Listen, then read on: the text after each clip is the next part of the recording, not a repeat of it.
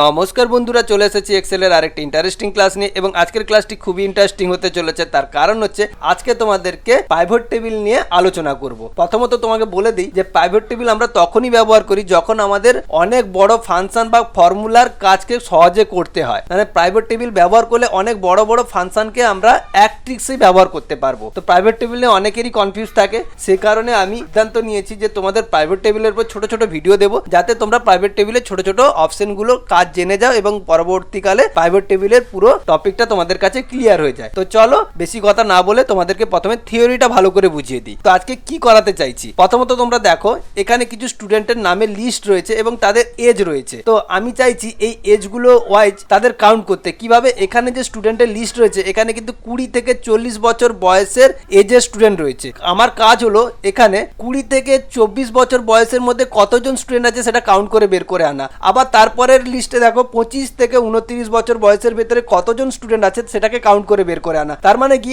আমাকে এই নামের কাউন্ট করতে হবে এজ ভিত্তিতে। এটা কিন্তু নর্মালি ফাংশন ব্যবহার করতে হলে ইফ, তার সঙ্গে কাউন্ট ইফ, অনেক রকমের ফাংশনের সংমিশ্রণ দিতে হবে। কিন্তু এইটা যদি আমি পাইভট টেবিল দিয়ে করি কত সহজেই বেরিয়ে আসবে। এটা নিয়ে আজকে তোমাদেরকে ক্লাস। তো চলো, আশা করছি থিওরিটা বুঝে গেছো। তো প্র্যাকটিক্যালটা শুরু করি। প্রথমত আমাকে কি করবে, এই টেবিলটাকে পাইভট টেবিলে কনভার্ট করতে হবে। তার জন্য কি, এই টেবিলের যে কোনো একটি সেলে সিলেক্ট করব। এরপরে কি করব, ইনসার্ট রিবনে চলে যাব যেখানে পাইভট টেবিল অপশনটি আছে, অর্থাৎ হোমের পরে যে ইনসার্ট রিবনটি আছে, তোমাদেরকে জুম করে দেখা, আমি ইনসার্টে ক্লিক করে দিয়েছি। দেখো ইনসার্টে ক্লিক করার পরে দেখো এখানে টেবিল নামক একটি কমান্ড গ্রুপ আছে, সেখানেই পাইভট টেবিল নামক একটি অপশন আছে।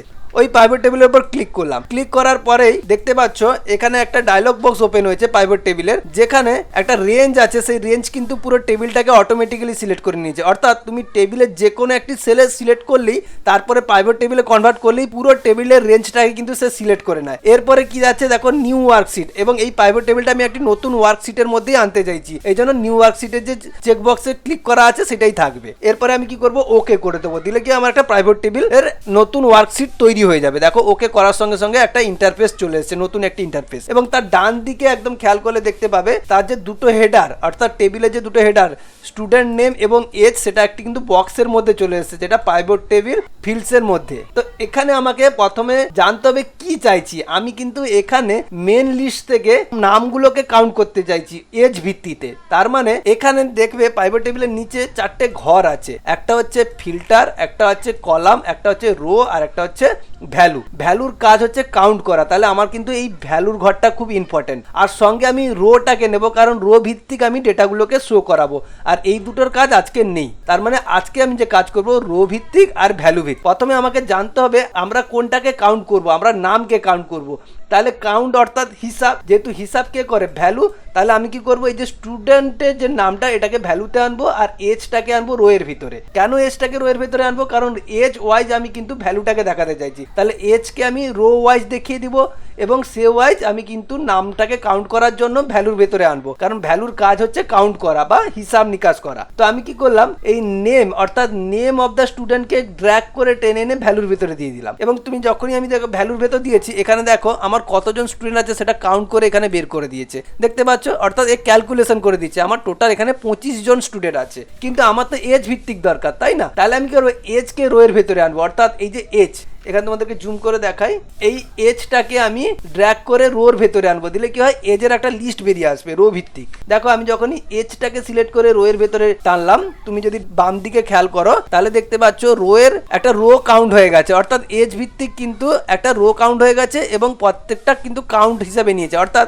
21 বছরের কতজন স্টুডেন্ট আছে 1 জন, 22 বছরের কতজন স্টুডেন্ট আছে 3 জন, এরকম কিন্তু আলাদা আলাদা ভাবে কাউন্ট করেছে। মানে এত দূর পর্যন্ত তো আমরা বের করে এনেছি, তাই না? এটা প্রাইভেট টেবিলের সাহায্যে খুব সহজে বের করেছি। এইবার আমাদের ক্রাইটেরিয়া হচ্ছে 20 থেকে 24 বছরের ভেতরে কতজন আছে, তাই না? এত দূর চলে এসেছি মানে সেইটুকু আমরা পারবো। তো চলো সেটা কোত্থেকে পাবো, সেটার জন্য আমরা কি করব, এখানে যে রো টেবিল এবং কাউন্টের যে টেবিলটি তৈরি হয়েছে তার মধ্যে আমরা জাস্ট রো এর যে কলামটি তৈরি হয়েছে, অর্থাৎ রো এর যে পুরো কলামটি তার যে কোনো একটি সেলে সিলেক্ট করে নেব। মানে এজের যে সেলটা, এইখানে তোমাদেরকে ভালো করে দেখিয়ে দিই, এই যে এই সেলগুলোর ভেতরে যে কোনো একটি সেলে আমাকে সিলেক্ট করতে হবে, কারণ এর ভিত্তিতে গ্রুপ বানাচ্ছি। যখন এই সেল সিলেক্ট করছি সঙ্গে সঙ্গে কিন্তু দেখো এখানে পাইভট টেবিল অ্যানালাইসিসের রিবনটি ওপেন হয়ে যাচ্ছে এবং সেখান থেকে আমি গ্রুপস কমন গ্রুপ থেকে গ্রুপ সিলেকশন অপশনে ক্লিক করব। দেখো সেখানে ক্লিক করলাম। ক্লিক করার পরে গ্রুপিং এর একটি ডায়লগ বক্স ওপেন হয়েছে। দেখো এবং এখানে দেখতে পাচ্ছ স্টার্টিং এবং এন্ডিং এর দুটো ঘর রয়েছে। এখানে দেখতে পাচ্ছ স্টার্টিং ও এন্ডিং, এবং স্টার্টিং এখানে যেহেতু 21 বছর বয়স থেকেই শুরু হয়েছে তার জন্য 21 থেকে নিয়েছে, লাস্ট এখানে 40 বছর আছে তার জন্য কি হয়েছে 40 পর্যন্ত নিয়েছে। তো আমার যেহেতু 20 থেকে আছে তাহলে প্রথম 21টাকে তুলে আমি 20 করে দেবো।